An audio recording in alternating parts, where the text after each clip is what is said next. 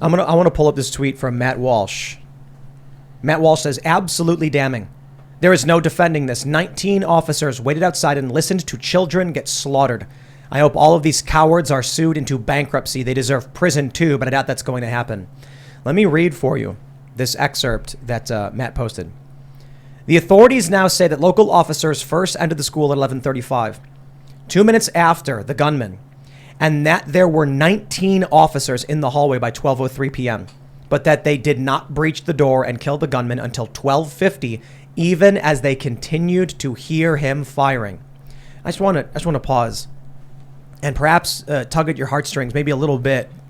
I want you to imagine being in the hallway, hearing 10-year-old children being shot from a high-powered rifle, and with 19 people around you armed.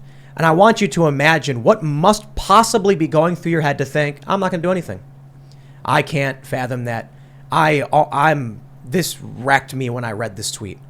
It's wrecking me now. I'm wondering what they knew, the cops. Did they think there were multiple shooters? Was it possible there were multiple shooters that they were firing on purpose in there to draw them in to kill the cops? Like, what did they know? I think they were. I think what was the first thing they said? But they could have got shot. Yeah. Is that what it was? Look, I'll tell you from my view, having worked with law enforcement and the intelligence community, when you're going face to face with really awful, evil people, you just go.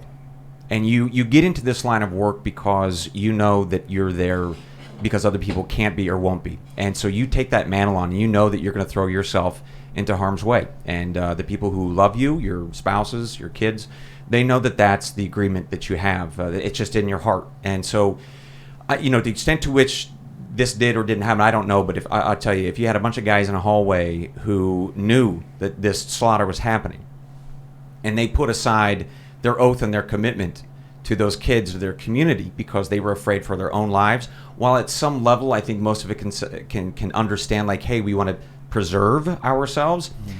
When you sign up to be a law enforcement official or even an intelligence officer, you understand that your body at some level belongs to the mission.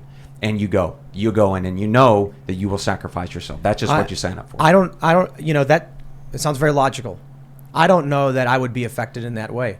I think the moment I heard screaming and the guns, I'd just be kicking the door in. Yeah.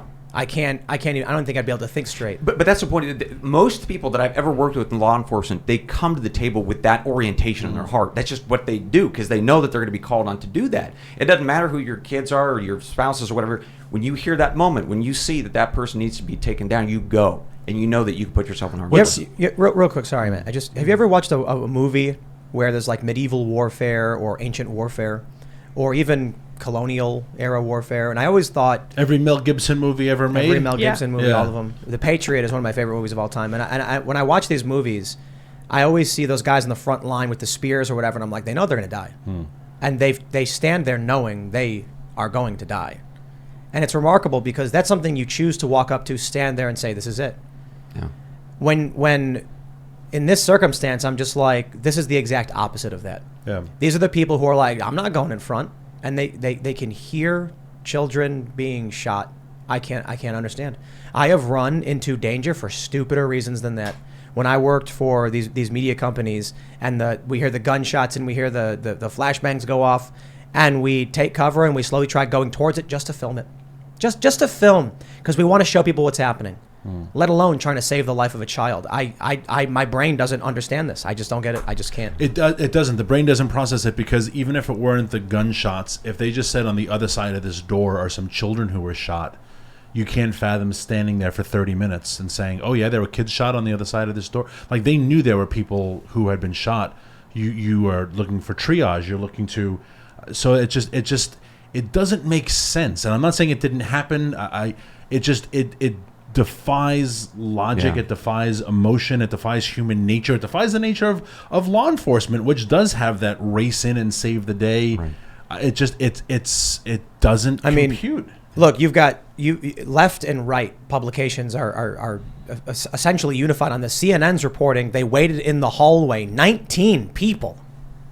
That's just that doesn't make any sense. I'll tell you, working with a lot of guys in the military, they have told me stories, and no doubt people who are listening and watching right now probably know what I'm about to say in terms of when you've got your brothers next to you And if there's somebody coming at you, you get up and you fire.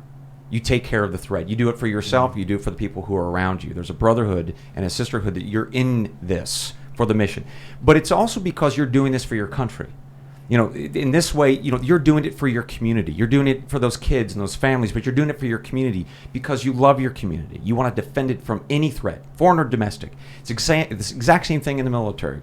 You know, those guys do it for their country because they love their country. So I don't know what in the heck has gone on here, but something is very, very wrong. I got ratioed today on Twitter because I said this is what happens when you defund the police. You get incompetent officers, and the response from the right was these were fully funded officers and they have no obligation to defend anybody. And the left said the same thing. This department was never defunded, and so I'm going to eat that one, and I'm going to own up to the poor wording of the idea. What I was thinking of when I was tweeting that was, this is what happens after, quote unquote, defund the police. Yeah.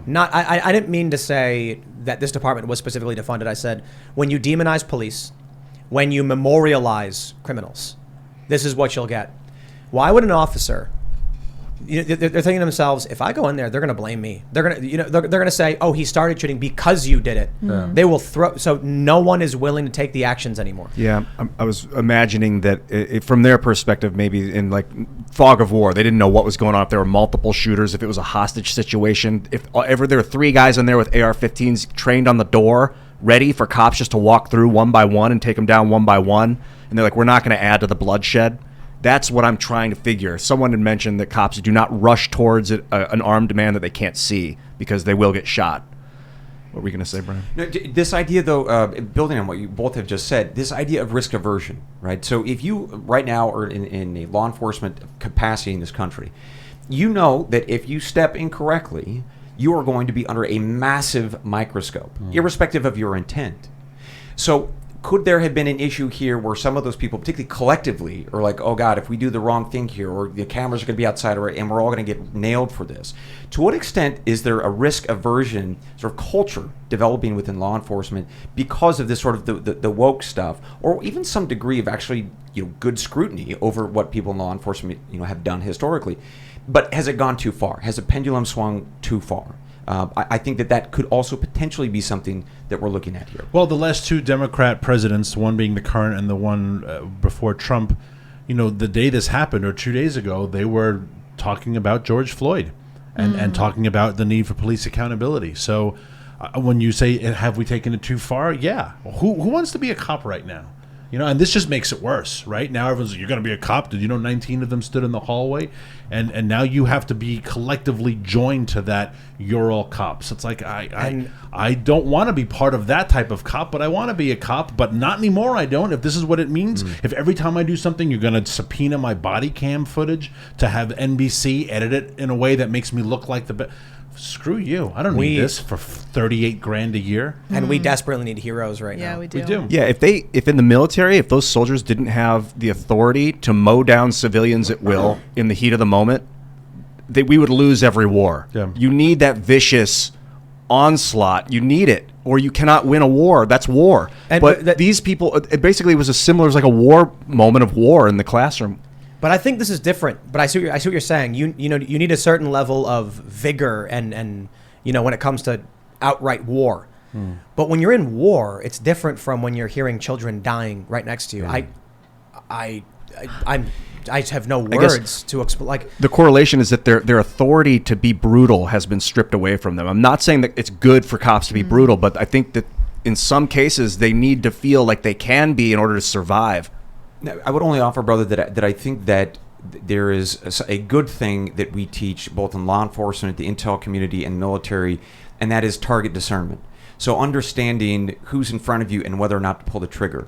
And I think that a certain bridling of that raw human nature that just wants to throttle and kill, it's not such a bad thing, actually. It's quite good. So some discernment around target selection is brilliant. But your point, and this is really important, in that fog of war, in that intensity, when your adrenaline is pumping, are you going to make that perfect decision 100 times out of 100 times, right?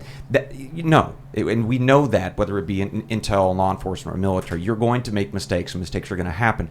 And so that's when I think as a country, we need to be able to have that moment of reflection to say, someone made a mistake. It doesn't mean all law enforcement are good or bad. Or let's be careful with our statements, not to make sweeping generalizations, but maybe a bit more nuanced. But the bottom line, I think that a little bit of target discernment is really important. It's really good. But I think in this case, something just didn't go well. Didn't go right. Thanks for checking out this segment from the Timcast IRL podcast. But if you want to check out the full show live, tune in Monday through Friday at 8 p.m. And if you want more special access content, head over to timcast.com and become a member. Your membership helps sustain this company, keep our journalists employed, makes this show happen, and you will get access to exclusive members-only segments of the Timcast IRL podcast, and there's a massive library to check out. So again, go to timcast.com or tune in Monday through Friday at 8 p.m., and we'll see you all there.